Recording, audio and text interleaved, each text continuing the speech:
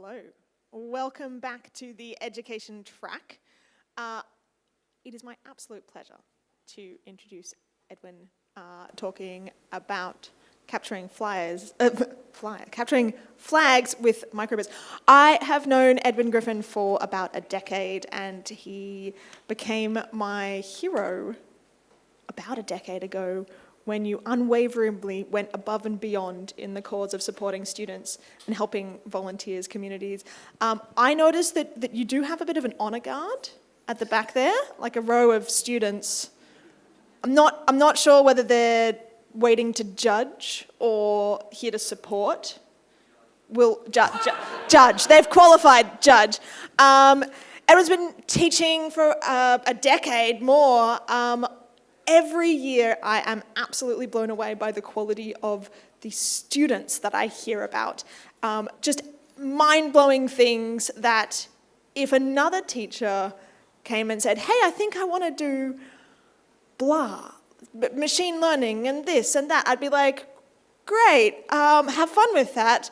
And somehow you make it work. And it is amazing and unbelievable and a credit to the community that you bring them here as well for us all to enjoy. Thank you. We're going to hear about flags with microbits. Yep. Edwin, Edwin welcome. Thank you.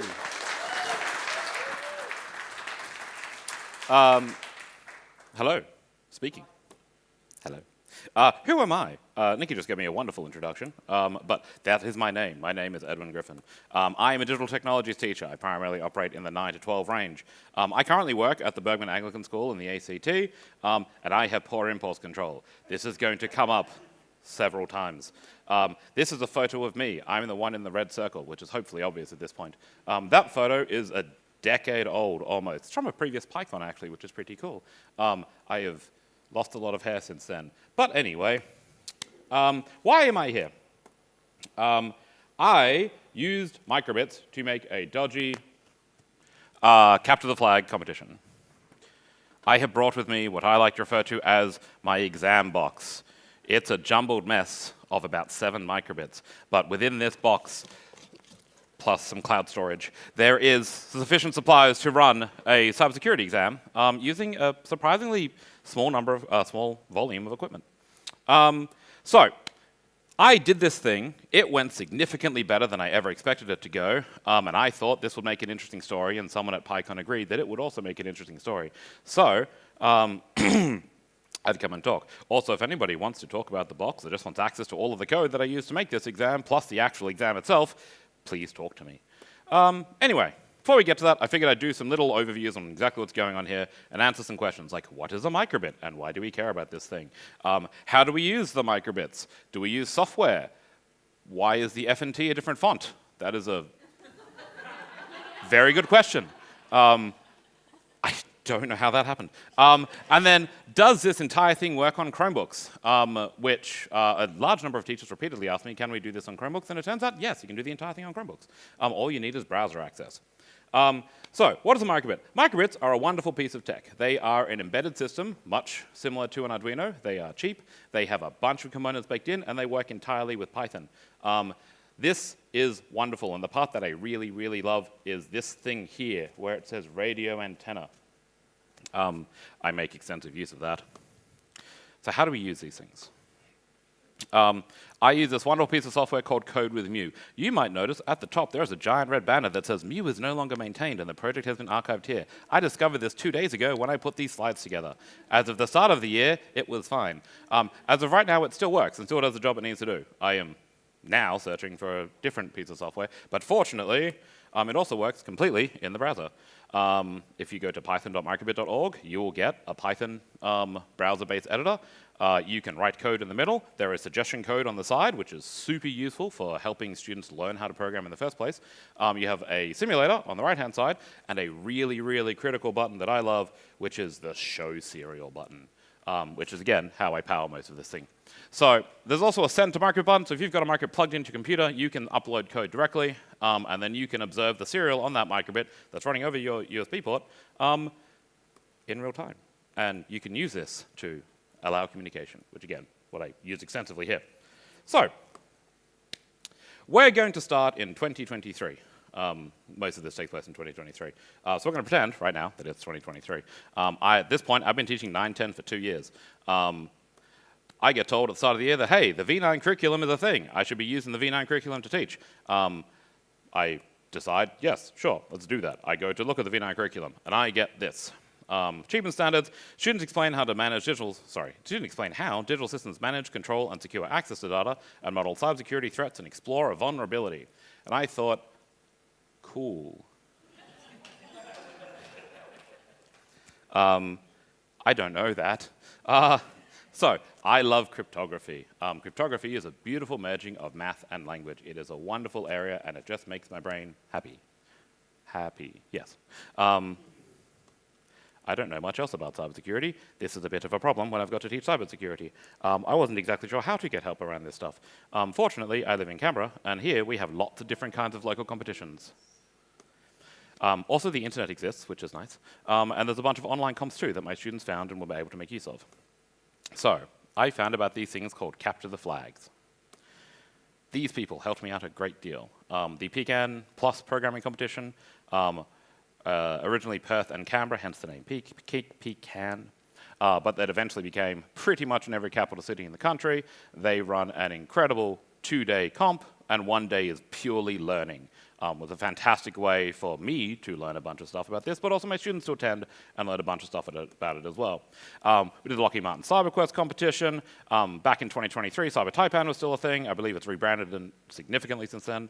Also online competitions like PyCon CTF. There's Try Hack Me, there's Hack the Box, there is Over the Wire Games. Now, my students said they really loved doing these things. They had lots of fun doing these things. They enjoyed it more than doing some of their other subjects, which the other teachers complained to me about. But I said, I'm just cooler, I guess. And on that topic, I looked at all this and I said, I could do that. At this point, I'd like to remind everyone that I have poor impulse control. So, it is 2023. It's February. It's week 1. I put together my unit outline. I am going through it with my new batch of year 10s. Those year 10s are the ones sitting at the back, by the way. Great. I get to the part where I've slotted in the cybersecurity unit, and I look around this class and I'm thinking, man, I've learned all these cool things, I have all these cool topics to talk about, and they seem bored. And I'm like, wouldn't it be cool if we finish the unit with a cybersecurity exam that's run as a CTF? And they go crazy, and they love it. And I realize I have poor impulse control. Because I haven't thought about this yet. Anyway, scheduling. It's fine. It's still fine.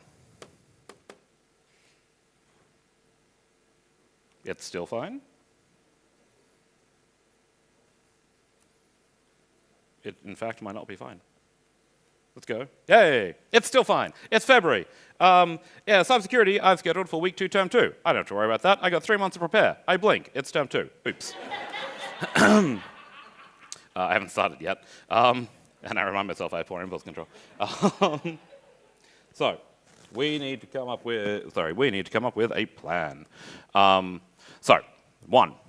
I'm going to use microbits. I can form a network with those microbits. 1, the numbering system is going to seem unconventional, but it'll make sense later. Students will have to map that network and find the bots. 2, students will use the microbits to monitor and then speak to the bots. While doing this, they're going to find bots that speak in a cipher. They can crack the cipher and receive a suite of instructions. By following the instructions, that will lead them to another set of ciphered text. If they solve all of these things, they'll get something steganography related, like a Morse code, and that will conclude the exam. And everyone will think this is really cool. Now, you might have noticed the numbering is a bit off. Each one of these stages I broke into a separate section of the exams. So stage 1, stage 2, stage 3, and stage 4. Each one of these stages actually really conveniently meets a different elaboration of the achievement standard that is required for the cybersecurity component. And I realized this would actually make it super easy to mark too, because I can just say, hey, you finish stage 1, you get a D. You finish stage 1 and 2, you get a C. Yeah, that's the next letter. You finish stage 1, 2, and 3, you get a B. You finish stage 4, you get an A. So I now have a mapping of what I want to do with the achievement standards. And I've taught, I've done a pedagogy. It's great. Eventually, I construct this. And this is when I take that box and I lay it out, and this is what I get. Due to the glory of cameras, you can't see the LEDs flashing because timing and physics. But Each of those LEDs has a different letter on them. We have A, B, C, D, E, F, and then R. This corresponds to, a microphone that's falling. This corresponds to Alice, the one that comes after Alice. Bob, thank you. Charlie, Dan, all of our normal, wonderful cybersecurity things. Sorry, microphone is not playing nice today.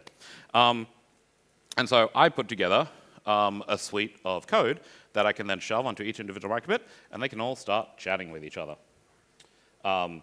You may notice that some of the names don't exactly line up with our traditional thing. As I said earlier, I work at a school called Bergman, and I like to shorten names. So Bergman very rapidly became Burgers for me, which is why we have the Chips agent and the Eclair agent, and then Fries spelt wrong.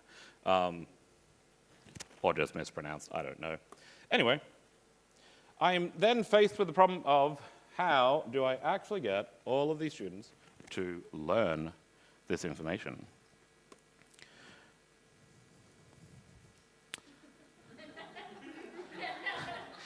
When I was preparing for this presentation, I was told that perhaps zooming in on the Grok logo to this degree on a big screen might seem a little weird, but I stand by my decision.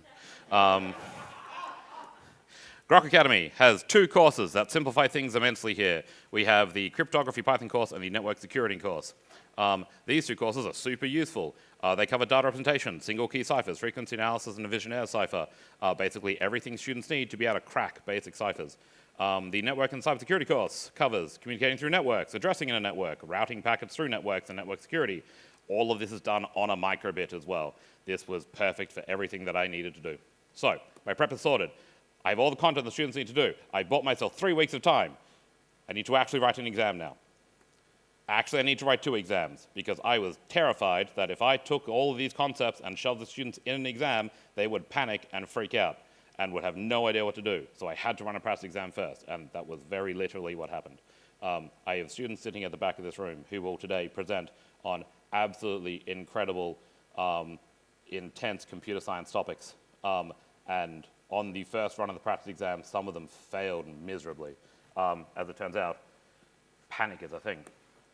So what we have here is definitely the real exam. I'm going to add a caveat here that I have some enterprising students who have, in the past, understood that I go to conferences sometimes, and I present about my assessment. And they have Googled my name and assignment titles and found copies of me talking about the answers to exams and assignments at conferences. And so what I presented here is a link to the practice exam. And I am sincerely hoping there's a student who will at some point watch this on mute and will painstakingly type out every one of those letters. And will get access to the exam that they already have. Now, what I have dotted around this wonderful thing is actual quotes from students. I was being the mature individual and decided to anonymize these names. Some of the students are sitting in the back of the room and they were upset that I anonymized their names, so I will reveal them at their request. So we have Alex at the back, who when I asked how the exam was going, he said, please stop trying to make learning fun. Another student, who is not here, but his name was Rin, said, wow, I never thought I'd look forward to an exam before. Mashashia, whose real name is Shri, who will be presenting today as well, said, I loved moving around during the exam. Yeah, let's swap. This thing is, unfortunately. Leave it on and AB can sort it out. I think it looks better this way. Anyway, and then we have Jeff, who when I asked, how did you find the exam? He said, why are you talking to me about this? Please leave me alone. He was... Harp, are we good? Pointing out my face. Are we good? Awesome, thank you.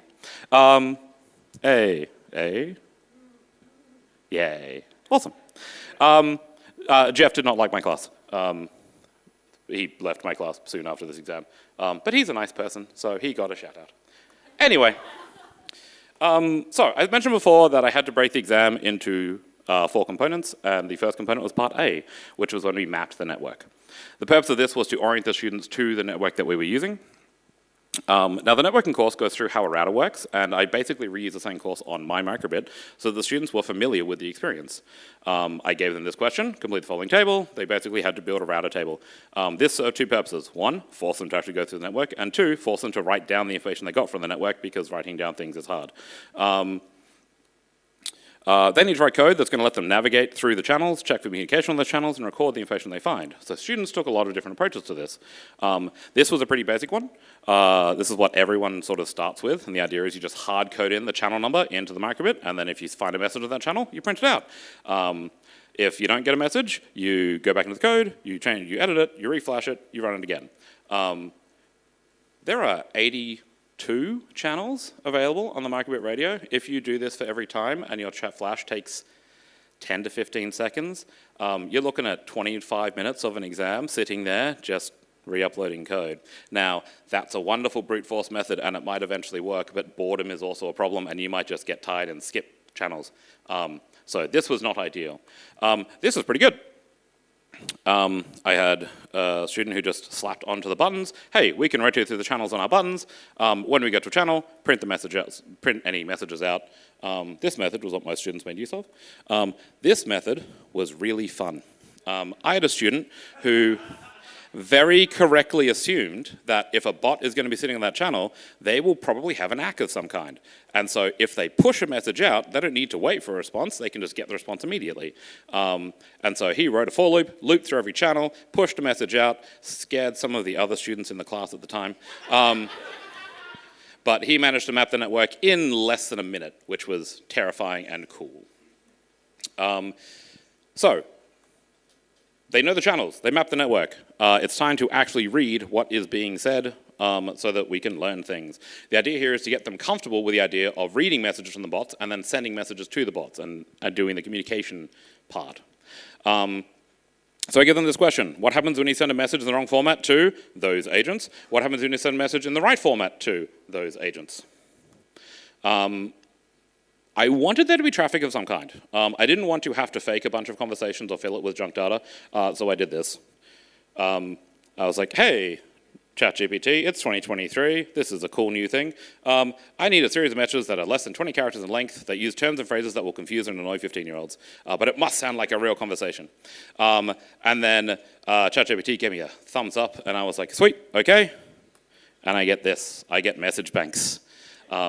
I take all the messages, I organize them into different lists, and then I pass those to the bots.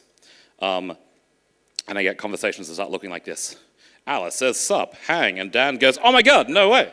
And Alice says, got to go, later. And then Alice says, sup, hang again, because there aren't that many messages, and it randomizes the same message twice. But it's close enough. So, now I want them to record. I want the students to record a conversation and then try to actually interact with the student with the bots. So we have some pretty simple methods of trying to interact with the bots.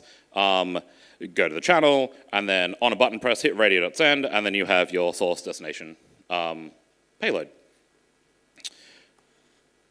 We had some other iterations on this. I had one student that did a pretty cool thing that realized that you can just shove input into your code, and that way, if you pre-program your source and destination, you can just put an F-string through and then have, whenever you press the button to send a message, you can type in the message instead of having to hard code the message. This sped up his process through it. It was pretty cool to see. The bot code for response is pretty straightforward. If they get a message, check it's in the right format, send an ACK. Randomly send a message every 3 to 5 seconds so that it looks like we're having a conversation. It looked like this. If the message is in the correct format, i.e. there's 2 colons, break it up into source destination payload. If it's an approved user, send an ACK. If it's not an approved user, send a message. And then if they don't use the right format, send a different message. So each bot then has their own unique response for if the user isn't in the writing table and if the message is not in the correct format. I believe this was Alice, and then Bob had these messages. And then, yes, I was questioned on why I had the bot say these words, and I ignored those questions. And then we had the router, and I, during the exam, would have the router plugged into my computer so I could observe it directly, and I had some error messages on there to just be like, something has happened that I probably need to investigate, just to warn me really quickly. So, This is cool. The students have mapped the network. The students have talked to the bots. When they go through that network, one of the bots will be a little bit weird. They will say this, DLJ Squiz, also go to your channel. I discovered that there's going to be a problem when communicating on open channels with some cross-communication happening. During my first run, if the students need to talk to the bots and do cool things like find a passphrase and use it, or send them a specific message, or just normally chat, that information is visible to everyone else who's also trying to talk to the bot at the same time. This means students can cheat super easy. I had to address this. If I have 25 students in a room, it gets confusing really, really quickly. So I decided that what I needed was a student router. I grabbed their ID numbers to use as a sender. I randomly assigned them a channel number. I distribute that channel number to the students ahead of time so the students all know what channel they're supposed to go to. It looked like this. We have a nested dictionary. The ID is the key. The subdictionary is any data they wanted the bot to have. And this is when I realized something cool. Obviously, I have to have the channel number in there. But I could also put some other interesting personal information in there, like their middle name, or their address, or their parents' names. And then I realized something else really cool. I have these bots that are now speaking only to them, and I could personalize this and have them talk to them directly. And while that would be weird to have happen in an exam, it is way weirder if you only do it with about 10% of the students. And you randomize what details you give each of those students. And then when they talk after the exam, they get really scared. I have poor impulse control.